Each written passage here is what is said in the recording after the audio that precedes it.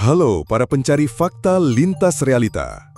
Pernahkah terlintas di pikiran kalian jika di balik suatu peristiwa tersimpan rahasia besar yang tidak semua orang berani membicarakannya?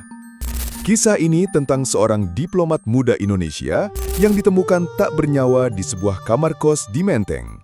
Dengan wajah tertutup lakban, pintu terkunci dari dalam, dan 100 lebih barang bukti yang membingungkan penyidik. Dari catatan email yang mengungkap sisi gelap hidupnya hingga hilangnya satu ponsel yang belum pernah ditemukan. Kamu pasti nggak nyangka kalau semua potongan ini menyimpan fakta yang mencengangkan. Apa yang sebenarnya terjadi? Mari kita telusuri dan ungkap bersama. Namun sebelum lanjut, jangan lupa klik like, subscribe, dan aktifkan lonceng notifikasi agar kamu tidak tertinggal informasi mengenai misteri-misteri nyata lainnya yang kami ungkap.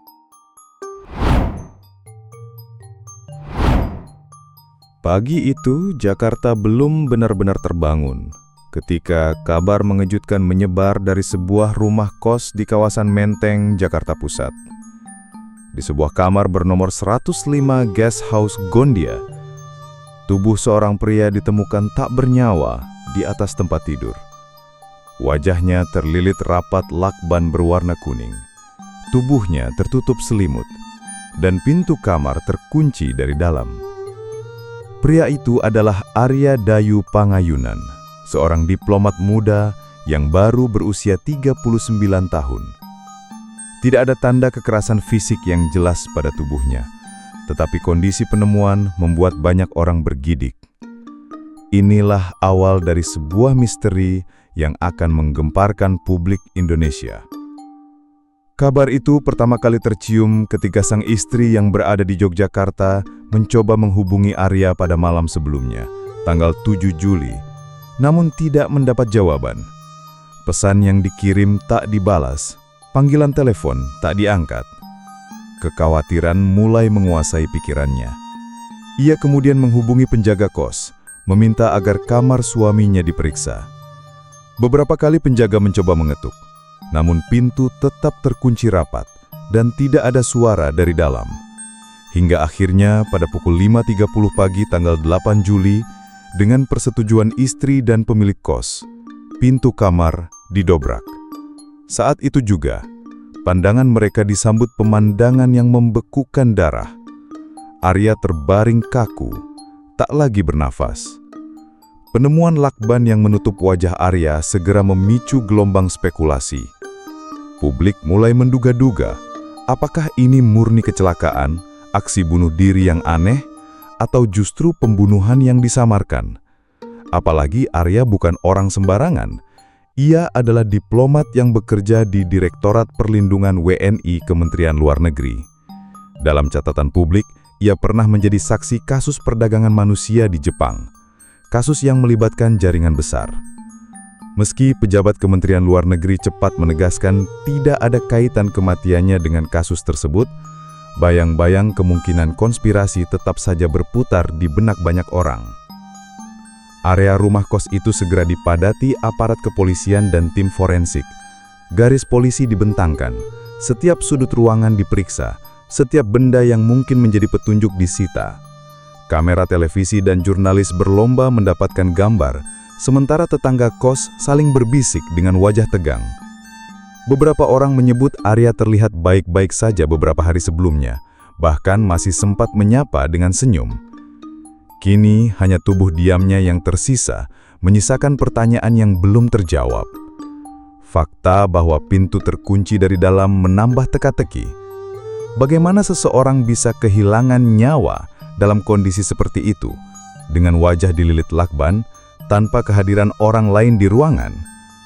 Para penyelidik mulai menelusuri setiap kemungkinan, mengumpulkan bukti fisik, memeriksa rekaman kamera pengawas di sekitar lokasi, dan menginterogasi saksi yang terakhir melihat Arya.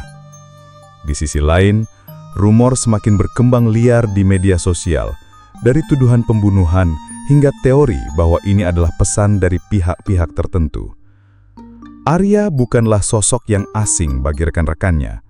Selama bertahun-tahun, ia dikenal sebagai diplomat muda yang berdedikasi, cerdas, dan memiliki empati besar terhadap warga negara Indonesia di luar negeri. Ia pernah ditempatkan di Jepang dan menangani berbagai kasus perlindungan WNI. Reputasinya membuatnya dihormati, tetapi juga mungkin mempertemukannya dengan orang-orang yang memiliki kepentingan. Semua ini membuat kematiannya tak hanya menjadi kabar duka, tetapi juga misteri yang mengundang perhatian publik luas. Sementara polisi bekerja mengumpulkan fakta, keluarga dan kerabat dilanda kesedihan mendalam. Rumah duka di Yogyakarta dipenuhi pelayat yang tidak hanya datang untuk mendoakan, tetapi juga mencoba memahami apa yang sebenarnya terjadi. Foto Arya terpampang di ruang tamu. Beberapa pelayat menangis pelan. Beberapa lainnya terdiam lama menatap potret dirinya, seolah berharap jawaban akan muncul dari tatapan mata yang telah membeku di foto itu. Di balik kesedihan itu, desas-desus terus menguat. Beberapa menyebut ada hal-hal yang tidak diberitahukan kepada publik. Yang lain percaya ini hanyalah tragedi pribadi yang dibesar-besarkan. Namun satu hal jelas, kematian Arya Dayu Pangayunan telah menjadi cerita yang jauh lebih besar daripada sekedar kabar duka. Ini adalah awal dari penyelidikan yang akan menyingkap fakta-fakta mencengangkan di hari-hari berikutnya.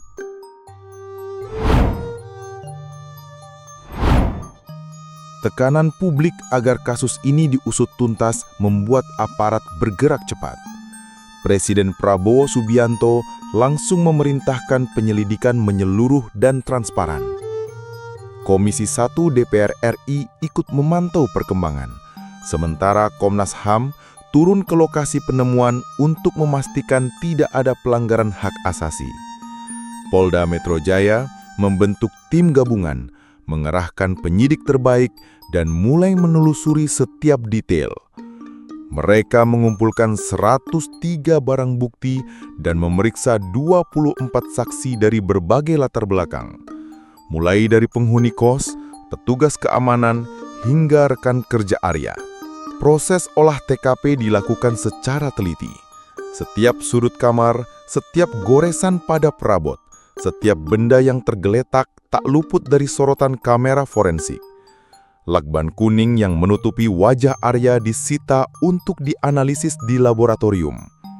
Pakaian korban, selimut, hingga sprei dimasukkan ke kantong bukti. Bahkan laptop dan ponsel cadangan milik Arya ikut diambil. Di antara barang bukti itu, terdapat sebuah buku autobiografi karya Arya berjudul Diplomat Pertama, Sebuah Pencapaian Cita-Cita, yang menceritakan perjalanan hidup dan karirnya. Buku itu menjadi sorotan media, meski belum jelas hubungannya dengan kasus. Hasil uji laboratorium forensik memberikan temuan yang mencengangkan. Dari lakban yang melilit wajah Arya, hanya ditemukan sidik jarinya sendiri. Tidak ada bekas sidik jari orang lain. Penelusuran asal-usul lakban itu membawa penyidik ke sebuah fakta tak terduga. Lakban tersebut dibeli sendiri oleh Arya bersama istrinya di Yogyakarta sebulan sebelum kejadian. Rekan kerjanya mengatakan lakban mencolok itu sering dibawa staf Kementerian Luar Negeri untuk menandai barang bawaan saat dinas luar negeri. Temuan ini menetis dugaan awal bahwa lakban dibawa oleh pihak yang berniat mencelakakannya. Namun yang paling mengagetkan adalah temuan lain di TKP. Sebelum wajahnya dililit lakban, kepala Arya ternyata terlebih dahulu dibungkus kantong plastik bening. Cara ini diduga menjadi metode untuk memutus suplai udara, sementara lakban digunakan untuk menguatkan ikatan. Penjelasan forensik membuat skenario bunuh diri menjadi mungkin dilakukan seorang diri, meski terdengar tidak lazim. Dari hasil autopsi di RSCM, penyebab kematian dipastikan adalah asfiksia, atau terganggunya pertukaran oksigen di saluran pernafasan. Tidak ditemukan racun atau zat berbahaya di tubuh Arya. Digital forensik juga memegang peranan penting. Dari email lama Arya yang ditemukan di laptop, ada pesan-pesan pribadi sejak tahun 2013 yang menunjukkan curahan hati tentang kelelahan, tekanan kerja, dan keinginan untuk mengakhiri hidup. Rekaman CCTV internal Kementerian Luar Negeri memperkuat temuan ini. Dalam beberapa hari terakhir sebelum kematiannya, Arya terekam 2 kali berjalan ke atap gedung kantor dan mencoba memanjat pagar pembatas. Perilaku ini mengindikasikan adanya beban mental berat yang mungkin telah lama ia pendam. Pemeriksaan psikologis mengungkap bahwa Arya mengalami burnout parah. Tekanan pekerjaan yang menumpuk membuatnya kelelahan secara fisik dan mental. Asosiasi Psikolog Forensik menyebut bahwa kondisi ini bisa membuat seseorang mengambil keputusan ekstrim. Kementerian Luar Negeri mengakui telah menyediakan layanan konseling psikologis bagi pegawai, namun tidak semua memanfaatkannya. Menteri Luar Negeri RI bahkan melayat ke rumah duka, bertemu istri dan anak-anak Arya, menyampaikan duka dan rasa kehilangan mendalam. 3 minggu setelah kematian, kepolisian mengumumkan kesimpulan resmi. Di Reskrimnum Polda Metro Jaya menyatakan kematian Arya diduga kuat akibat bunuh diri dan tidak ditemukan indikasi tindak pidana atau keterlibatan pihak lain. Pernyataan ini menimbulkan gelombang reaksi beragam. Sebagian menerima, sebagian lagi meragukan, terutama pihak keluarga yang yakin Arya tidak memiliki alasan untuk mengakhiri hidup. Namun bagi aparat, semua bukti fisik, digital, dan medis yang terkumpul mengarah pada kesimpulan yang sama. Meski kepolisian telah menutup kasus ini dengan kesimpulan bunuh diri, bagi keluarga, kerabat, dan sebagian masyarakat, misteri kematian Arya Dayu Pangayunan belum benar-benar berakhir. Istri dan keluarganya secara terbuka menyatakan penolakan terhadap hasil penyelidikan. Mereka mengaku tidak pernah melihat tanda-tanda depresi berat pada Arya.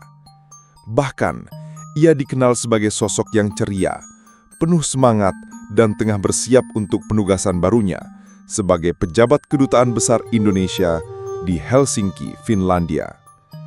Penugasan ini tinggal hitungan hari akan dijalani, sehingga bagi mereka sulit membayangkan Arya memilih jalan tragis di saat masa depannya begitu cerah. Bagi orang-orang terdekatnya, Arya adalah contoh teladan, seorang suami yang penyayang, ayah dari 2 anak yang selalu menyempatkan waktu di tengah kesibukan. Di lingkungan kerja, ia dihormati sebagai diplomat yang punya dedikasi tinggi. Ia pernah bertugas di Jepang dan menangani berbagai kasus perlindungan WNI yang rumit. Rekan-rekannya bercerita bahwa Arya selalu siap membantu, bahkan untuk hal-hal di luar tugas formalnya. Sikap ramah dan integritasnya membuat banyak pihak sulit mempercayai bahwa ia memiliki beban mental yang begitu berat. Satu sisi lain yang jarang diketahui publik adalah bahwa Arya juga seorang penulis. Pada tahun 2020, ia menerbitkan buku autobiografi berjudul Diplomat Pertama, sebuah pencapaian cita-cita. Buku itu terdiri dari 8 bab, menceritakan perjalanan panjangnya meraih impian menjadi diplomat. Dalam tulisannya, ia menggambarkan perjuangan sejak masa muda, pendidikan, hingga berbagai tantangan di lapangan. Buku tersebut kini menjadi salah satu barang bukti yang disita polisi, meski tidak dijelaskan keterkaitannya dengan kematiannya. Namun di balik pencapaian itu, ada beberapa hal yang membuat publik bertanya-tanya. Dari 2 ponsel yang dimiliki Arya, 1 diantaranya hilang dan belum ditemukan hingga kini. Ponsel tersebut diduga tipe Samsung kelas atas yang digunakan untuk urusan pribadi. Hilangnya perangkat ini memicu spekulasi apakah ada informasi penting di dalamnya yang sengaja disembunyikan atau dihapus. Polisi mengaku telah memeriksa laptop dan ponsel cadangan Arya, termasuk data email dan percakapan daring yang tersinkron, tetapi keberadaan ponsel utama itu tetap misterius. Tidak adanya surat wasiat atau pesan perpisahan juga menjadi tanda-tanda besar. Dalam banyak kasus bunuh diri, pelaku biasanya meninggalkan catatan atau pesan tertentu. Namun pada kasus Arya, tak satu pun ditemukan, baik dalam bentuk fisik maupun digital. Hal ini membuat keluarga semakin sulit menerima teori bunuh diri. Mereka meyakini ada bagian dari cerita yang belum diungkap. Walaupun kesimpulan resmi menyatakan tidak ada keterlibatan pihak lain, keraguan publik tetap ada. Metode kematian yang tidak lazim, hilangnya ponsel, dan masa depan cerah yang sedang menanti menjadi alasan banyak orang mempertanyakan hasil penyelidikan. Kepercayaan publik terhadap institusi penegak hukum yang tidak selalu tinggi ikut memperkuat keraguan tersebut. Di media sosial, diskusi tentang kematian Arya terus berlangsung. Sebagian membela hasil resmi, sebagian lagi percaya ada hal yang disembunyikan. Bagi dunia diplomasi, kepergian Arya adalah kehilangan besar. Ia adalah generasi muda yang dianggap mampu membawa warna baru dalam hubungan luar negeri Indonesia. Bagi keluarganya, ia adalah sosok yang tidak tergantikan. Bagi publik, kisahnya menjadi pengingat bahwa di balik jas yang rapi dan senyum yang ramah, bisa saja tersembunyi pergulatan batin yang tidak terlihat. Dan meski kasus ini dinyatakan resmi selesai, bayang-bayang misteri tetap menggantung di udara. Bayang-bayang kasus ini mungkin perlahan memudar di pemberitaan, namun bagi mereka yang terlibat langsung, setiap detailnya tetap terpatri di ingatan. Sebuah kisah yang dimulai dari sebuah kamar di Menteng, kini menjadi bagian dari sejarah yang akan selalu dibicarakan, meski tak semua jawabannya pernah benar-benar ditemukan. Di balik senyum dan pencapaian seorang diplomat muda, tersimpan cerita yang hanya diketahui oleh dirinya dan mungkin oleh mereka yang memilih diam. Dan ketika pintu sebuah kasus telah ditutup secara resmi, bukan berarti semua kebenaran ikut terkunci di dalamnya. Terima kasih sudah menyimak kisah ini. Klik, like, subscribe, dan aktifkan lonceng notifikasi supaya kamu nggak ketinggalan misteri-misteri nyata lainnya yang kami ungkap.